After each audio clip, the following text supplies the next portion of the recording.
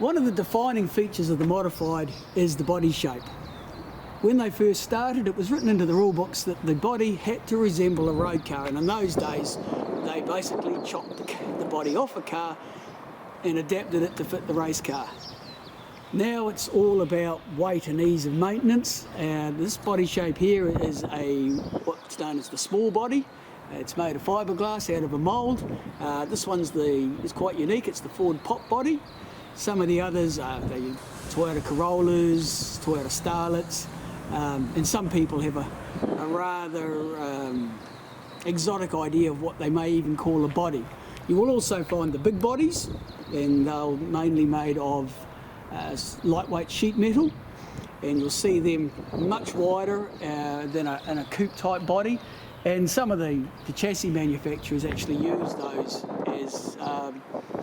as an addendum to the aerodynamics of the car. As we talk about the aerodynamics, well, the other obvious feature is the wing on the roof. Now, the wings operate very similar to the wing on an aircraft, whereas the wing on the aircraft, the curve is at the top, creating a lighter air pressure above and giving the aircraft lift.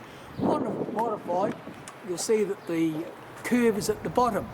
This creates a lighter air pressure below, a heavier air pressure above, and that will then act as a downforce on the back of the car. The sideboards are essentially to keep the air flowing off the sides, so the air comes through the middle and gives the maximum amount of downforce that we can possibly get. When you hear drivers talk about the setup on the car, that's a combination of a lot of things. How shocks they use on the front with a different spring combination. We'll now talk about the setup of a modified.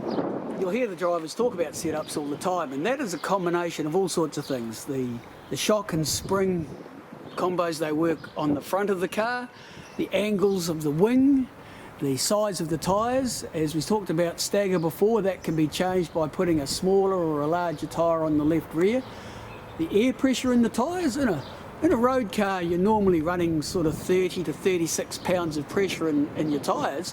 The right rear on a modified will never have more than 12 pounds in it, and the left rear can go as low as 4, which you normally use higher pressure on the tyres when you've got a damp driving track, and then when it slicks off towards the end of the night and it's dry and dusty and you need the maximum amount of grip, you can drop the tyre pressure right down low to give more tyre surface.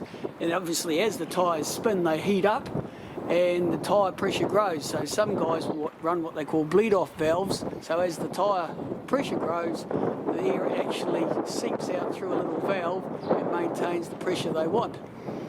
All this is designed to get the cars around the track at the maximum possible speed.